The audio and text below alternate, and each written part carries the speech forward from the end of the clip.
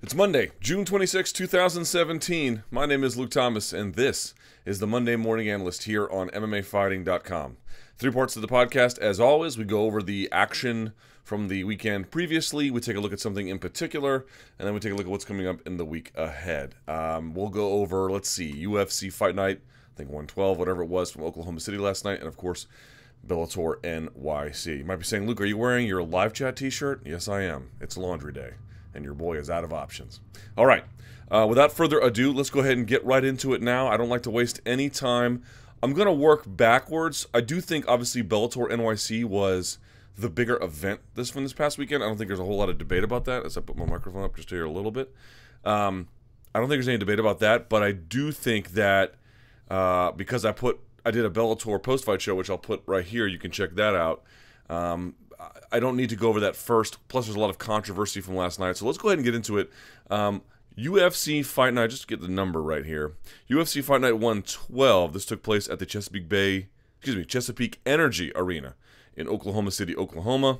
Had an attendance of 7,605 for a gate of $549,302. In the main event, Kevin Lee defeating Michael Chiesa. Technical submission, they called it, rear naked choke.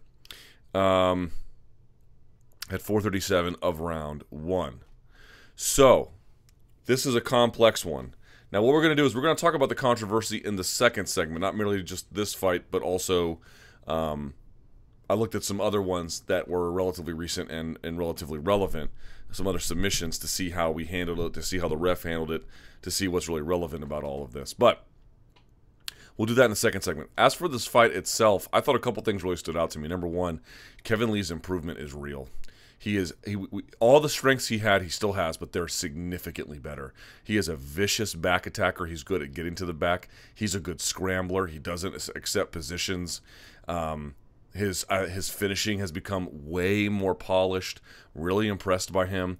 And I have to say, I also in defense of Chiesa, I thought his guard work underneath to threaten with submissions and to stifle ground and pound was excellent. He was really good about using his long guard, wrist control underneath. Remember, you see it a lot of times in women's MMA where a guy uses a high guard.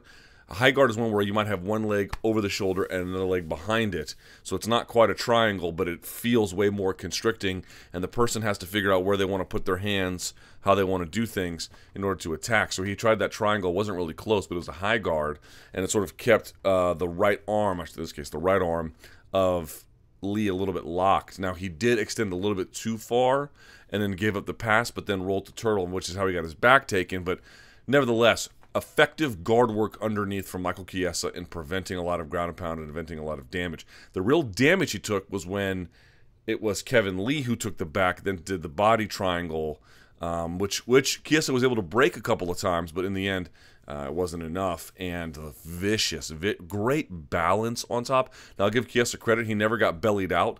You know, he always had his base under him, which is really, really good. Must have been very hard for him to do. So I give him a lot of credit for that. But I got to give a lot of credit, really, really, really strong back control from Kevin Lee. Now, it wasn't dynamic back control. It wasn't Crone Gracie back control where he doesn't use a body lock. He uses just hooks and uses that to steer you. I mean, that's next level stuff. But very, very, very, very good stuff from Kevin Lee, and strong and balanced and effective, and just, you know, really kind of all over Michael Chiesa positionally and with ground and pound.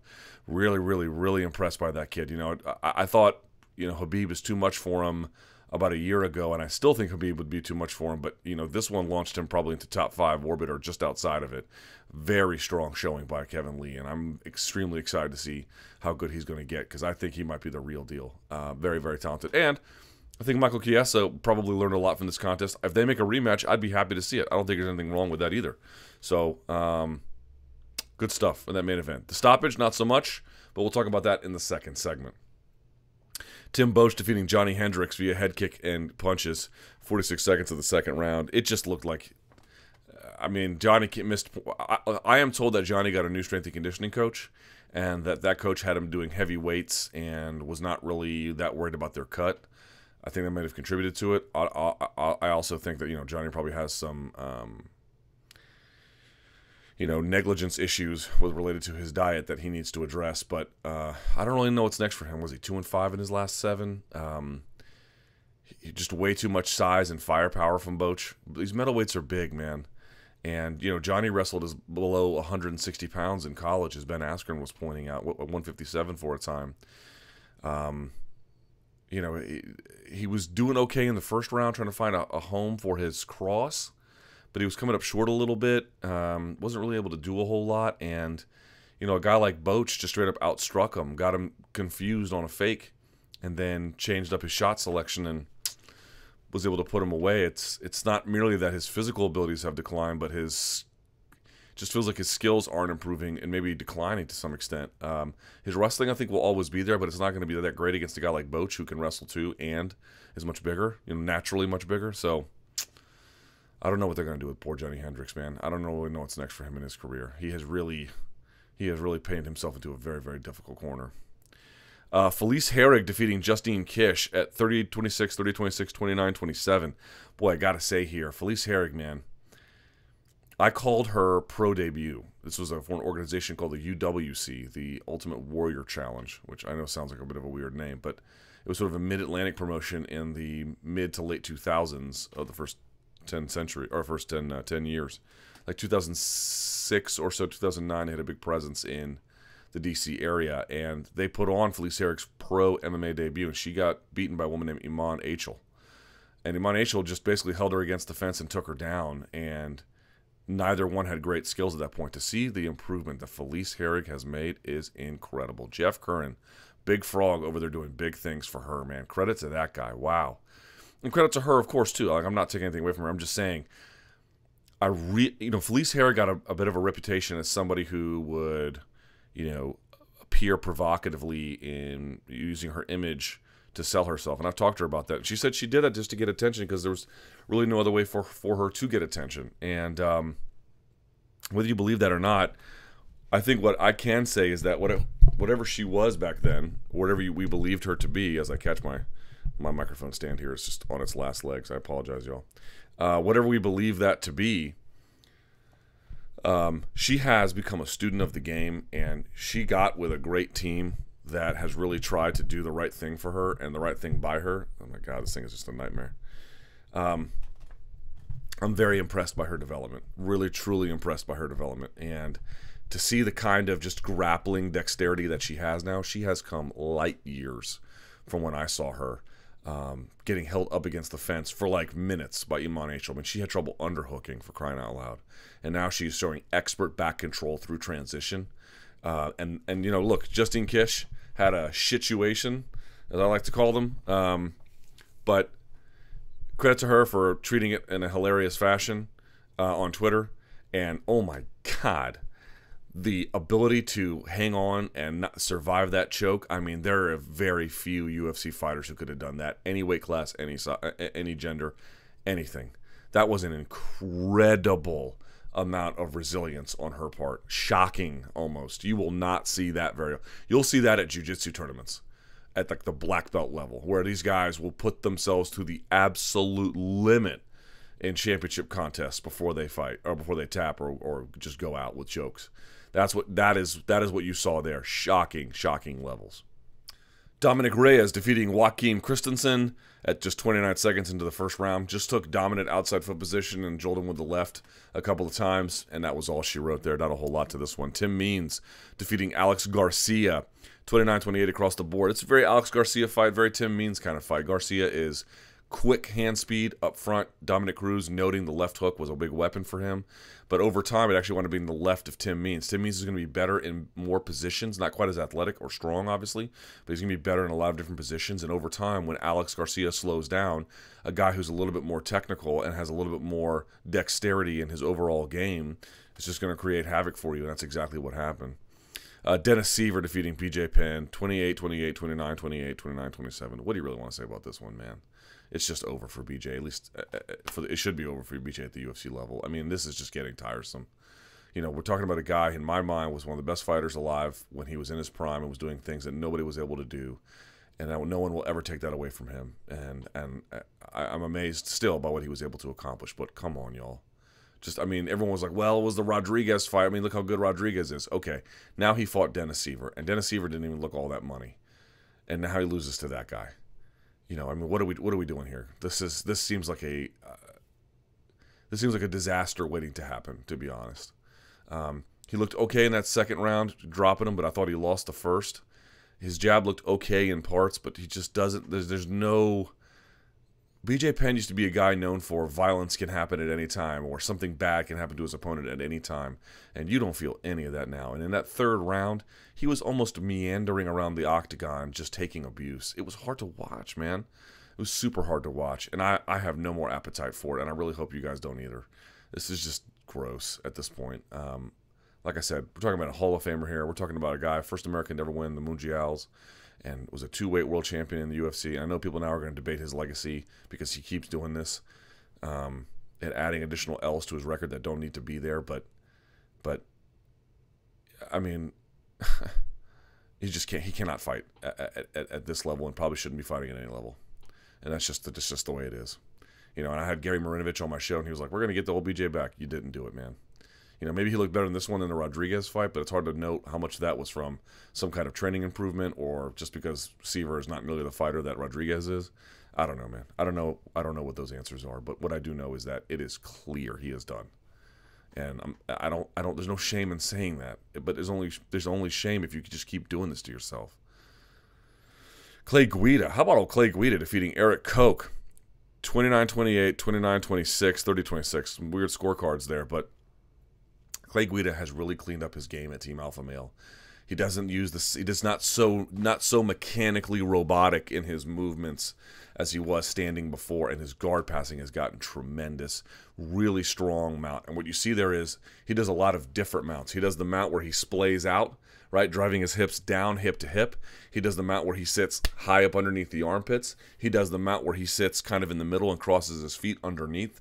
There's three basic kinds of mounts in that sense. Way up high under the armpits, that's way up high. In the middle where you're kind of riding them and maybe trying to do something else. Or in the back where you're hip to hip, right on top, but you're stomach to stomach as well, and you're trying to force their body to the ground. Maybe they're struggling. Maybe you want them to tire out. They have all different purposes. And you saw all three in this contest. Really, really great stuff from Clay Guida. Very impressed by him. Eric Koch looks like 155 from a size standpoint is the right weight class for him. But Clay Guida, man, 35 years old. He's out there getting it done and looking better. Legitimately improving. So to me, he might be 35, but he faced the right kind of opposition and showed the right kind of fight. I'm happy to see more from him. Great job by Clay Guida. Marvin Vittori versus Vitor Miranda, 29-28 and 230-27. I think I had a 29-28. The good news about Marvin Vittori is he's a big, strong middleweight, man. That boy is large, especially for that weight class. The only knock on him that I saw was a little too reliant with his boxing for all of his offense, either coming or going, right? He doesn't really mix it up all that well. You don't see him throwing a lot of elbows even in tight quarters. Even at he is limited in his distancing because he really only relies on his punches. So a bit of a problem there to note. A good test in beating Vitor Miranda. So I think very highly of Marvin Vittori, and he'll get better. Just one thing I kind of picked up on in this contest was a little too reliant on his boxing, and I think as a guy who's trying to get his game together, fitting in more pieces to the puzzle might be better for him in the long term. Carla Esparza defeating Marina Moroz, 30-27 and then 229-28. Takedowns were key. Dominic Cruz making a good point about how she adjusted which side to go to based on what kind of punches Moroz was throwing. Moroz has this weird game where she obviously has a lot of ability, but she's got like these weird setups for everything and these weird finishes and these weird attacks. Like, it's technical and it's not. It just feels like she has, like she counts through reverse Polish notation or something on her calculator. It's just everything feels backwards a little bit. And someone who's got a real conventional meat and potatoes game like Carla Esparza with a wrestling advantage is just going to eat you alive, and that's what you saw. Darrell Horcher defeating Devon Powell, split decision, 29-28, 29-29, and 29-28. Not a lot to say about this one except Darrell Horcher is obviously, losing to Khabib, being in a terrible motorcycle accident, then coming back and, tearing both ACLs and everything, and able to get a win 13 months later is pretty damn incredible. And I'll say this about him, or at least about Devon Powell. Devon Powell's he's a real technical guy, but if you look like your body type is better suited for American Ninja Warrior, I think you're going to have problems in MMA. I'm not going to say you can't win or you're not good. Devon Powell's a good fighter. by any measurement. He's a good fighter. The problem is MMA tends to favor the physical. Yes, the technical, of course, not only physical, but it really is a very physicality-based sport in a lot of different ways. And I'm not saying lanky guys who are thin naturally can't win. What I'm just saying is they're going to need to have some tricks up their sleeve. Again, exceptions here or there, to really be able to succeed. John Jones, to me, is not super lanky like that. He has long limbs, but he's not really thin in the chest. He's actually kind of like wide and normal sized up there. He just has long limbs. That's different from being a guy who's got, not frail because these guys are strong, but has these almost rock climber physiques. You have to be really, you have to be strong for your weight and have to be kind of a lighter weight to really ordinarily do that. And that's kind of the body type that Devon Powell has. And so as a consequence, you saw Horcher able to get on top, pass a little bit, and Devon Powell is struggling and trying to do things underneath, but it's going to be hard in that kind of context. Jared Gordon defeating Michel Quinones via TKO, 424 of the second round. Man, Jared Gordon was all over Quinones. I mean, from pillar to post, man, really getting inside of his range, really pushing him back, and then on top, the poor kid was picking his poison, just passing, moving to mount a crucifix. The guy would roll. He'd then flare to the other side and just all over him. I think, actually, Quinones will be good in the end. He's a big kid for 145 pounds, and Gordon did miss weight, but Jared Gordon just being absolutely unafraid, getting in the pocket, pushing him back, getting on top, just like speed. He was playing speed chess with him, so where you're constantly moving because you know exactly what you can thrive in that environment, and the person behind you is not used to it. They're just going to make an error because they're trying to just play catch up rather than articulate a physical strategy. And I think it's what you saw there. Tony Martin defeating Johnny Case. Really good fight, 29-28. Tony Martin not doing all the sort of stance switching and trickery, but having a good eye, good timing, good vision, and ultimately getting the job done. And then Jeremy Kimball defeating Josh Stansbury. It looked to me like he was throwing a left when he had him on the ground and then hammer fisting with the right at the same time. So like punch, hammer fist, punch, hammer fist. It was kind of bizarre that way. Your Fight of the Night winners, none, but performances went to Jeremy Kimball, Dominic Reyes, Tim Boetsch, and Kevin Lee. Now, that also brings us, of course, now to our Bellator card. As you can, of course, you'll see there is my post-fight show up in there. You'll get more thoughts with that. This took place, I was there, of course, at the at Madison Square Garden in New York City. Here we are, I'm pulling this up. Okay, they said the attendance was 12,133. They have a gate listed here of 1.6 million. I am told that that is probably accurate, if not right on the money. So it's somewhere in that neighborhood. A lot of times these ones on Wikipedia are not real, but this one is relatively close. Okay, Chael Sonnen defeating Wanderlei Silva, 30-26, and then 2 30-27s. A very redemptive performance by Chael. Nothing impressive. Some trouble finishing on that Kimura, but he was still kind of stuck in half guard. Wasn't really able to step over the head to finish. Silva is also a black belt in jiu-jitsu, even if folks don't really recall that. But Chael did what Chael does, and Wanderlei just showing, I think he still can fight someone if they still want to do the senior circuit, but, no real takedown defense, no real ability to get back up except pressing off the hips, which is a harder way to do it. Just a lot of problems there. And some decent submission defense by Chael Sonnen as well. Really tripoding, getting the arm over on a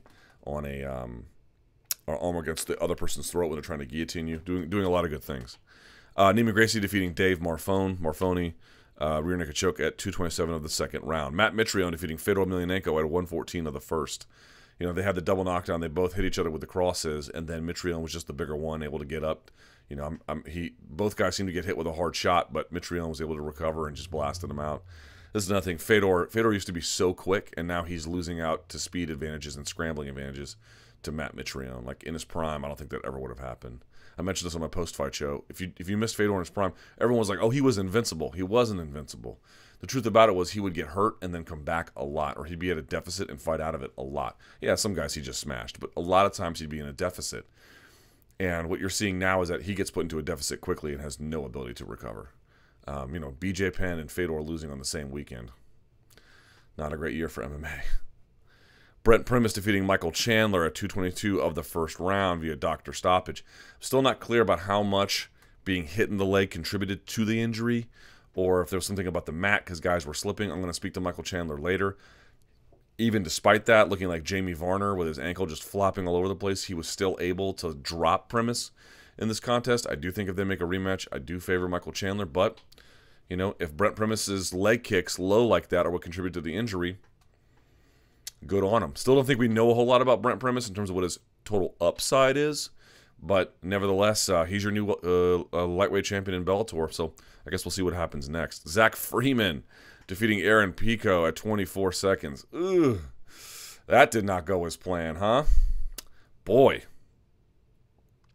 Okay, Aaron Pico, look, I mentioned this before. Ed Ruth and Tyrell Fortunes and all these other guys, they're able to just,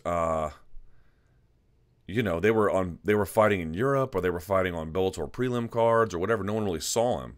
And so they've had shaky moments too, man, but they were able to work out of them because they were fighting lower level competition on lower radar events. Aaron Pico, man, I know his coaches were like, we didn't want a guy who was 0-0 or 1-0. Okay, but you can get a guy who's 3 or 4-0, not a guy who's got 10 fights and been in the game 6 years, you know, and fought for an RFA title with a broken hand for 5 rounds and still kept on going. That seemed like, I mean, look, matchmaking is part clever engineering and part success. No matter how much you engineer a contest, ultimately serendipity can change the whole thing. But you want to do your best you can up front and then hope for the best at the end. And this is one where, you know, Coker and those guys, they are really good at matchmaking. They are really good at promotion. And there was some clever engineering on this card, which we'll get to with the James Gallagher fight. But this one blew up in their face, man. This was just not the right guy. This was not the right time. Aaron Pico has obviously a ton of work to do, and I'm sure he'll get better quickly. And he probably will be a champion someday if everything everyone says about him is true. But we still don't know a whole lot about him because what he showed us was not all that great. Zach Freeman sees this guy just barreling into him and not minding the range. You could see him sticking his hands out at one point before that, almost like Ronda Rousey reaching for Amanda Nunes. And so he just clips him with the uppercut and has the presence of mind to jump on a guillotine and tie the legs up, which would prevent any kind of real defense that he probably would know anyway, right? Good on him. Good on him. You have to be happy for Zach Freeman. That's a nice, very, very solid win. So I think Aaron Pico will be back. I don't think you can make a whole lot of judgments about this one, other than I think, you know, be wary if you're a top prospect out there. You need to take an easy fight in your first one, even if it's a total wash. Because it's better to get 24 seconds of cage time as a win versus 24 seconds of cage time where you get uppercutted and submitted. Douglas Lima defeating Lorenz Larkin 50-45 and then 2 48-47s. I believe I had it 49-46 for Lima, but wow, I'll be honest. I knew Douglas Lima was good. I didn't know he was this good. Boy, he is talented. And I've been telling everyone, if you haven't seen Douglas Lima, you know, his Paul Daly fights, the Ben Saunders fights, the Koreshkov fights, like, dude's good, you know. Of course, you saw him get crushed by Ben Askren, but for different reasons.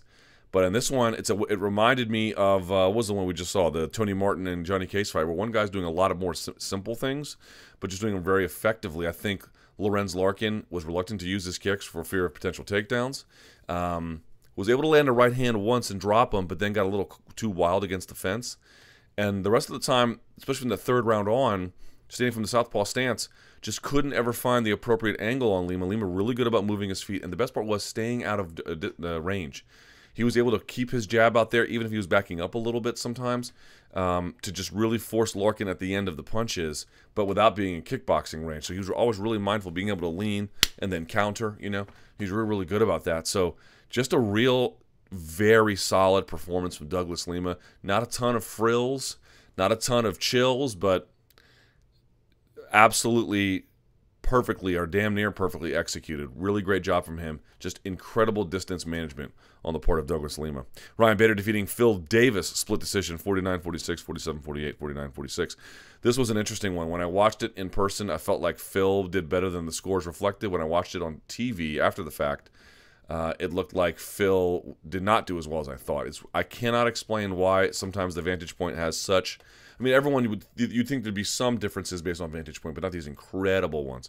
In this case, you saw an incredible one, and I don't really know what the reason for that is, except it's what we saw. And so, I just think in the end it was the jab of Bader. It really just was able to do a whole lot. The problem is these two guys match up in a way where they're just not able to do much to each other. I mean, they're out there working, they're out there trying, but in terms of really, momentum swings, it never really goes too far. It's kind of always in the middle. That's because these guys, Phil is not a heavy volume striker. He's a little bit hard to get anything going on.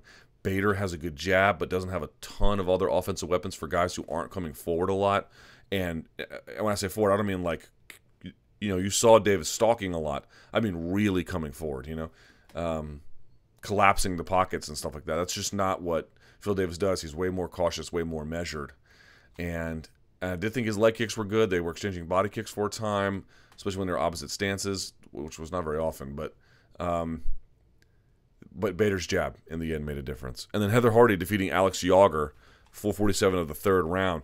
Some distance management issues for her, really missing on that right hand a lot and a little bit over relying on it. Also having these like real boxing centric defenses, punching her way out of the clinch, right, rather than sort of like trying to wrestle her way out. In addition to that, you saw like, she would do a lot of slipping, which is good, but then she would slip and not move her feet, and then she'd get hit with a leg kick, or like I said on the clinch, just way too long trying to body punch like Phil Baroni style out and eating a few knees.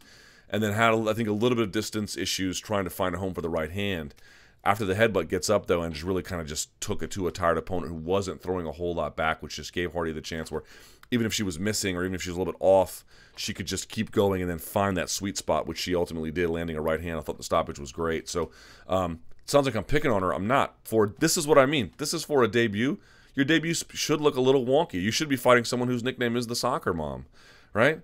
It should be an overmatched case because you have a lot of ability, but it takes time to put it all together. It takes time to really get it where it needs to go. Fighting a guy who's got that much experience and has done that well, I'll be honest, I didn't see it coming because I'll be honest, I just probably didn't pay attention. But it's not my job to pay attention, and I'm not the one staging the fight. Like for the promoter, this is one of your assets.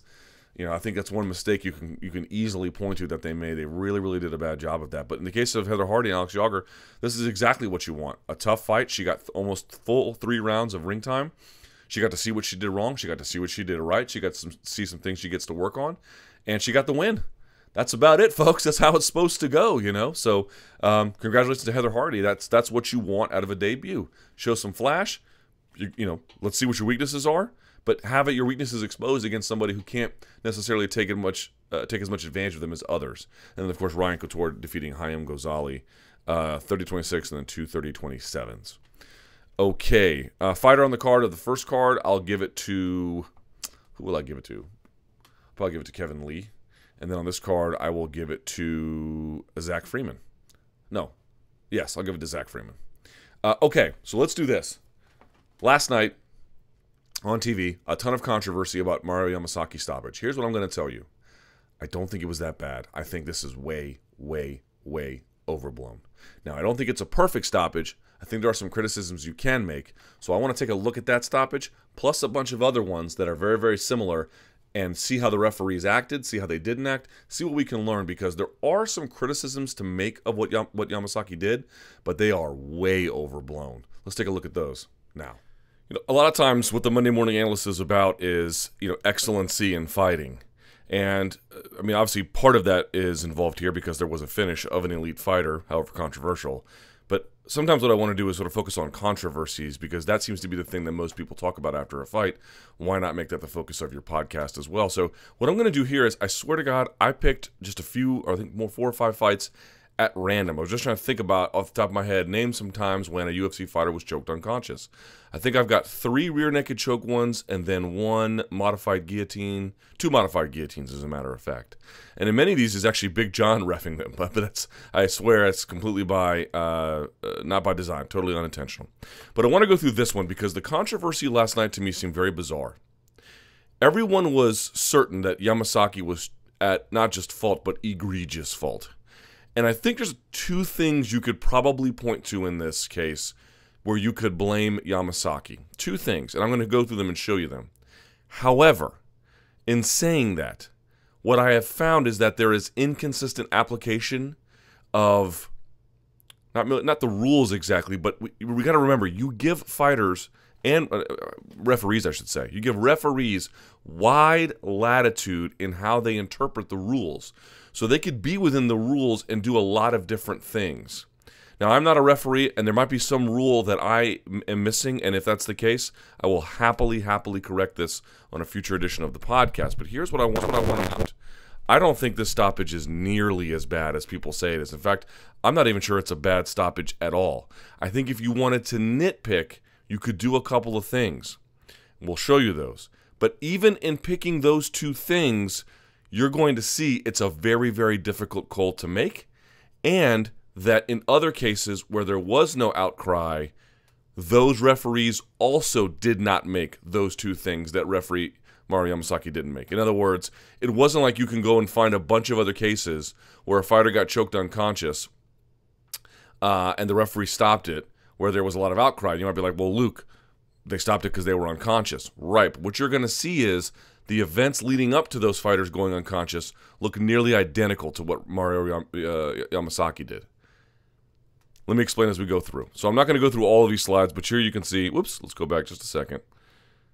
Here he is on the back, and you see he's got two hands here. It's about 1 minute left in the round, right? So let's see what happens. Okay. So now he takes the back. What winds up happening is, yeah, let's go back just 1 second. What winds up happening is Lee, or I should say Chiesa. So let's take a look at what happens here. I'm not going to go through all of the slides, just the very end here. And what you're going to see is there's a point there where Chiesa has total control here of his wrist and then kind of clamps it to his body but doesn't keep enough firm control. And that's what allows Lee to snake it through. You'll see here in just a second. Check this out, right? So he comes through. You'll see, sits back up. Lee is pressing off the fence to put weight on him, right? Weight's coming this way. Weight's coming down that way. So here he is, and you can see he's kind of clamped it to himself here. But that's not enough to, I mean, it's a little bit of a bridge and a block, but it's not enough. So what ends up happening is he snakes it through right there, and you can see that caught Chiesa a little bit by surprise. And I love this little detail here from Kevin Lee. You should check this out. This is a nice little detail. He puts his chin on it, on the glove. People said he bit the glove. I don't think he bites the glove, but it's common. Once you snake the hand through, this chin acts as a clamp. Now, it's not as good of a clamp as grabbing the bicep here or doing a gable grip, but it's actually a little placeholder. It keeps it tight. It keeps everything in space. It keeps your hand from being pulled down as easily. It actually is a little bit of a clamp. It'll help you out there, and he doesn't. I mean, just, you know, showing Kevin Lee's finer details here. All right? So he comes through. Then he snatches, you can see the bicep grip, and he takes him to the ground, right? So what's Chiesa doing? Immediately is hand fighting. Immediately is hand fighting. The correct way. Going for the high hand, right?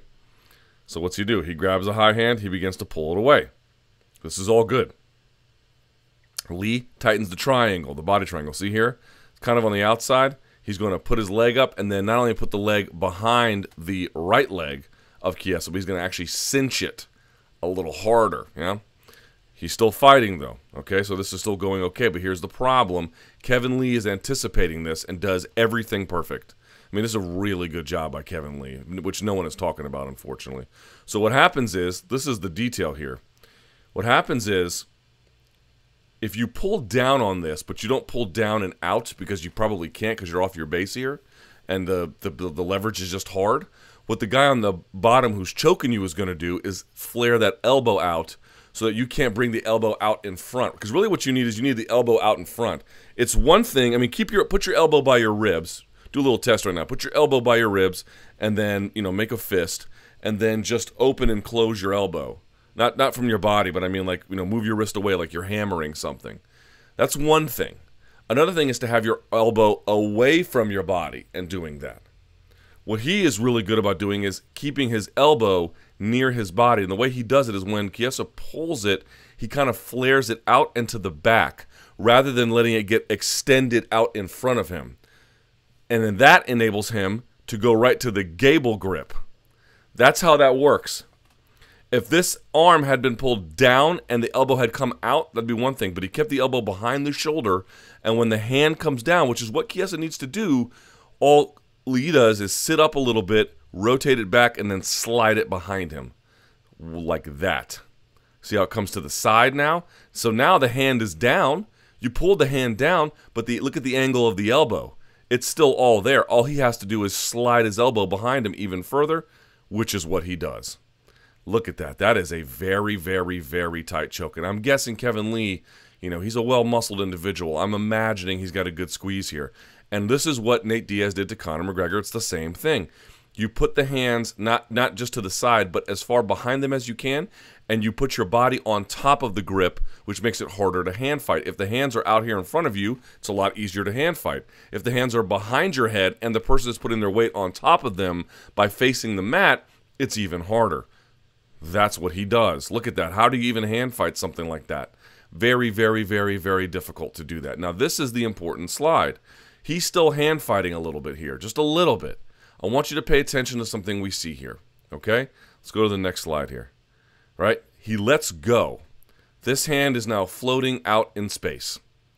He now has let go of this one. Look at his face. It's one thing to say, how do you know he's out? It's another thing to say, you know, there's a guy turns blue or something. But this, he's not even grimacing.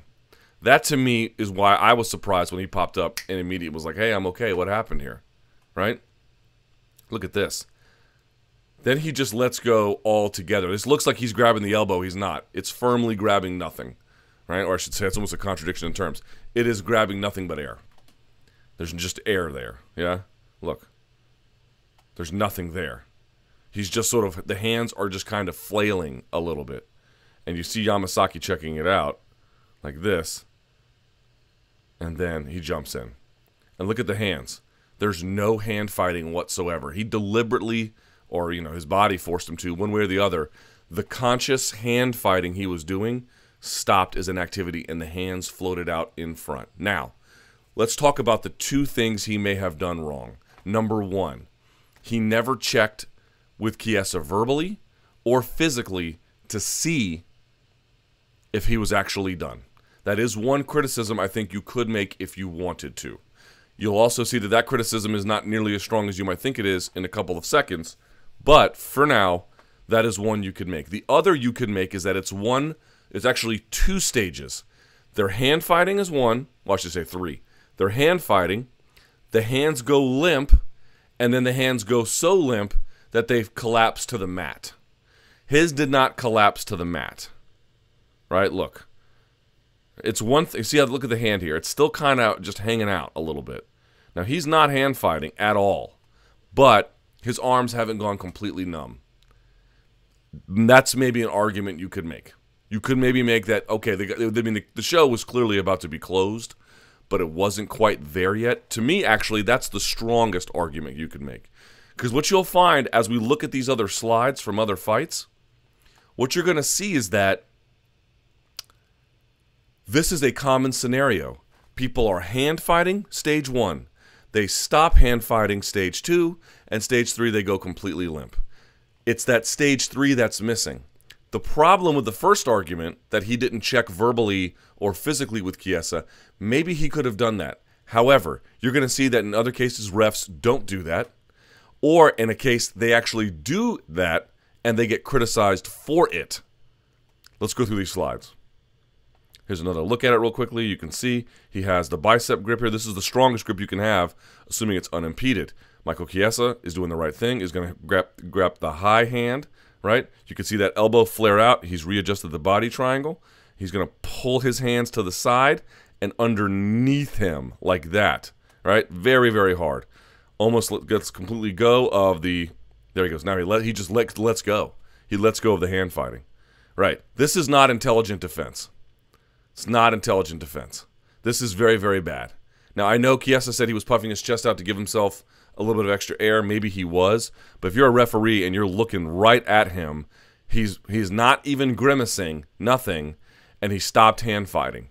I don't think this is a bad stoppage, guys. Usually what Mario Yamasaki does is he stops it way too late, right? There's a famous joke, I say famous, it's famous to me, by Smoogie. Smoogy on Twitter. It was from some fight in Brazil where he goes, geez, it's one thing for I think I'm butchering the joke, but it's something like there's one thing for Brazilian fans to chant, vai morrer, but it's another for referee Mario Yamasaki to do it in the middle of the contest, right? I mean, sort of a funny joke there. That's more what he's known for. He's not known for early stoppages. I mean, look at this. Choke is as deep as can be. Yamasaki is a black belt in jiu-jitsu. Hands not being fought, hands coming out in front of his face. Have the hands completely collapsed to the mat? No. But you stop it when someone stops intelligently defending themselves. Everyone keeps saying, well, he didn't go out, he didn't tap. He doesn't have to do those things necessarily, right? This is not intelligent defense. If you're hand fighting and then you let it go, what about this is intelligent? This is checkmate, is what it is. Now, I understand Chiesa's an intelligent guy. This is not a statement directly about someone's overall ability. It's a statement of, in this scenario, if you're watching this guy and he stops hand fighting, this is not intelligent defense. I just feel like I do think he should have said something to him verbally or something else. Some kind of test. But even then, you'll see it's a perilous situation. Let's go through the rest of it. Now you can see he stops him. All right, this is Michelle Waterson on Paige Van Zandt. Now you can look at Big John, boy. He's right up in there, right? Well, look at this. Okay, here she is, hand fighting. Stage 1. Now, incorrectly hand fighting. Remember we talked about this before? She tries to pull externally rotating. You have to pull down or internally rotating, which can be hard because you have to go across your face sometimes. But you can see Paige is pulling the wrong direction. Big John, another black belt, I bet sees that as well. And this is the beginning of the end. Hand fighting still, but pulling the wrong way, like not even technically doing all the right things, right? And you can see the hands go limp, and then they touch the mat. And when they touch the mat, he jumps in. Here's another angle. Hand fighting, right?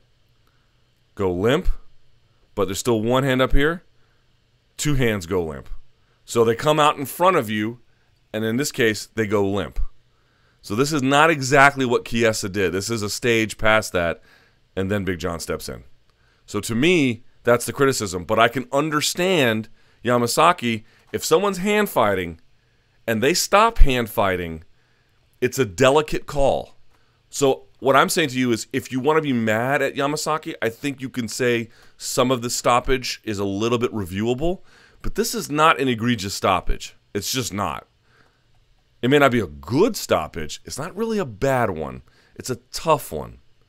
Right? Here's another one. All right? Here is Miesha Tate choking out Holly Holm. Watch this. She's hand fighting. She just barely. Let's go. Hands go out in front. She punches nothing that's there. Again, punches nothing that's there. And then the hands touch the mat. They both go limp. Big John steps in. At any point in the last two fights I just showed you, Big John did not say anything to them and did not physically check to see if they were going out. He just waited till they went out and then stepped in. And I agree, these are cleaner stoppages. What I'm saying to you, though, is you can tell everyone's like, oh my God, this is the worst stoppage ever for Yamasaki. Not as good as these ones, but I don't think it's that bad, guys. I really don't. Here's another one. Now, this is not a guillotine stoppage, but this is a case of referee Mike England, infamously known as the one who got in the way of the Kunitskaya-Evinger fight. But watch what he does here. This is Zach Cummins taking on Nathan Coy, right? He goes down. He's going to do a mounted guillotine here. Look at the hand. Look at the feet. They're still kind of just struggling. They go soft. Now, at this point, John Anik and Brian Stan are screaming to the referee to stop it. They can see. You can tell he doesn't necessarily visually have the best angle here. But what does he do? He tries to verify. He tries to verify.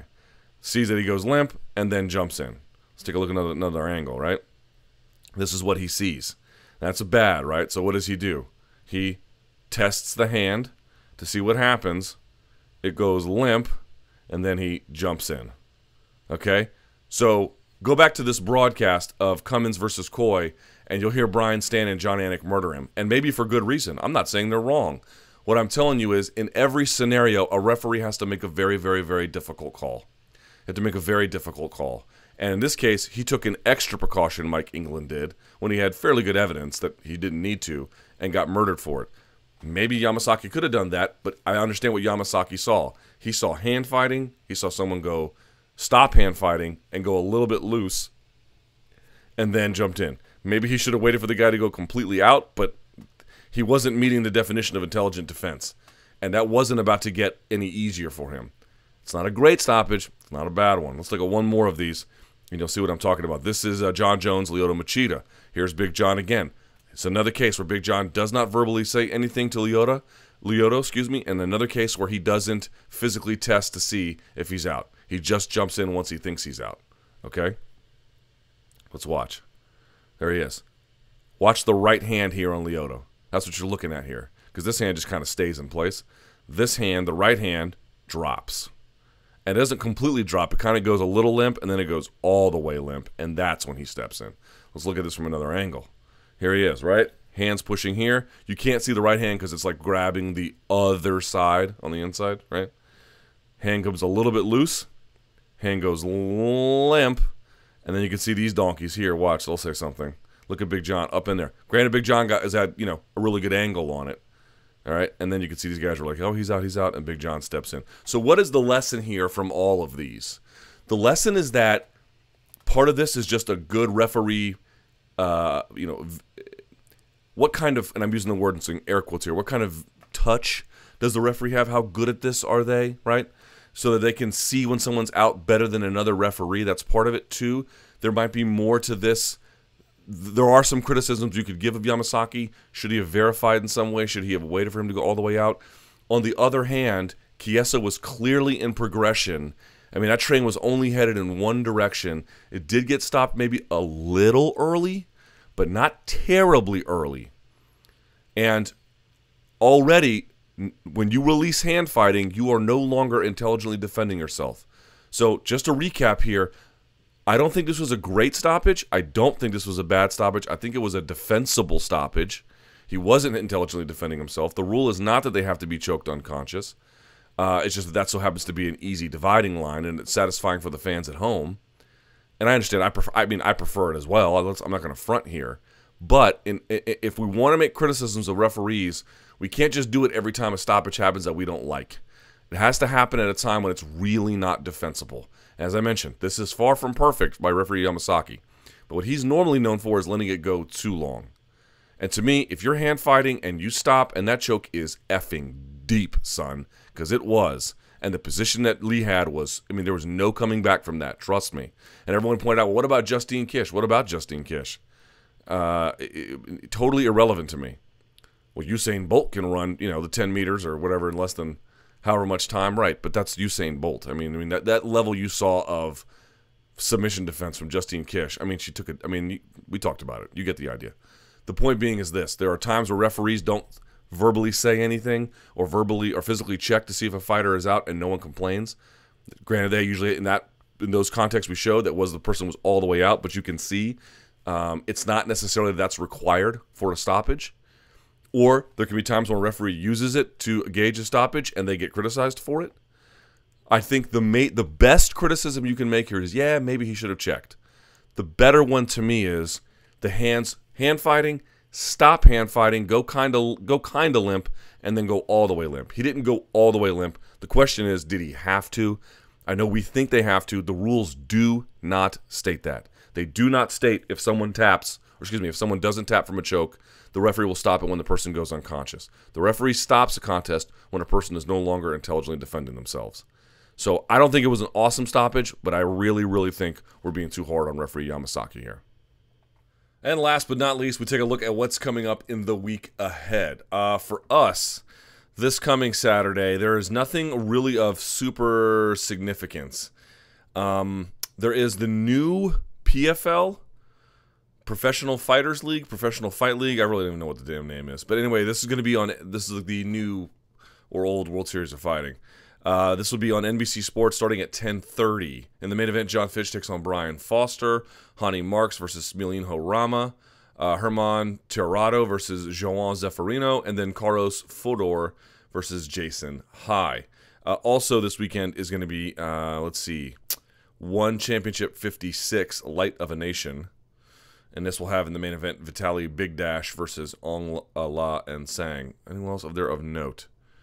That's about it. So be on the lookout for that as well. Plus, I believe there's an LFA in addition to that. Yes, there is. Okay. Justin Rader's on that card. Oh, there you go. Justin Rader. grappling, super elite grappling black belt. I believe he is a Rafael Lovato Jr. black belt, if I'm not mistaken. In any case, that he'll be on that card, so that's kind of interesting. All right, but that's about it.